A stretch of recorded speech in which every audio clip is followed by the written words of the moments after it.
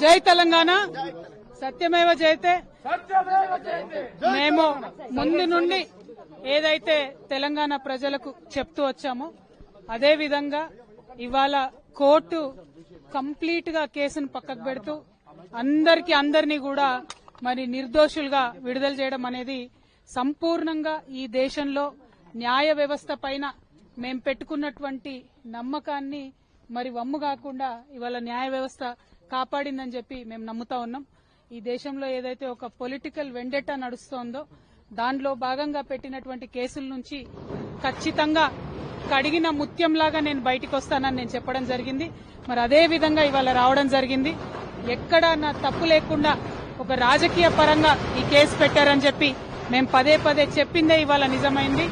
అదేవిధంగా ఈ కేసు పెట్టినటువంటి సందర్భంలో అనేక సార్లు ఢిల్లీకి వారి సొంత డబ్బులు ఖర్చు పెట్టుకొని మా తెలంగాణ జాగృతి నాయకులు, నన్ను అభిమానించేటటువంటి అన్నదమ్ములు, మిత్రులు అనేక మంది నాకు నా కుటుంబానికి అండగా నిలబడ్డారు.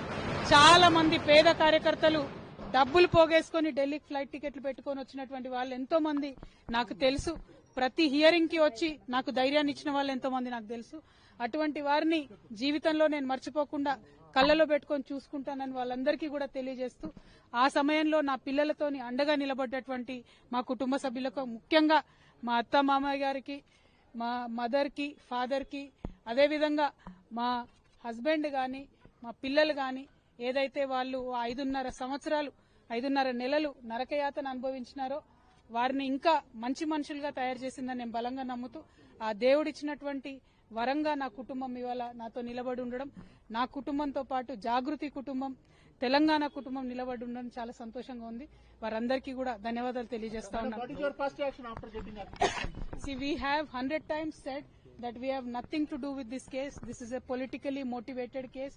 As a part of political vendetta, this case has been put on the opposition parties, and I am thankful to the judiciary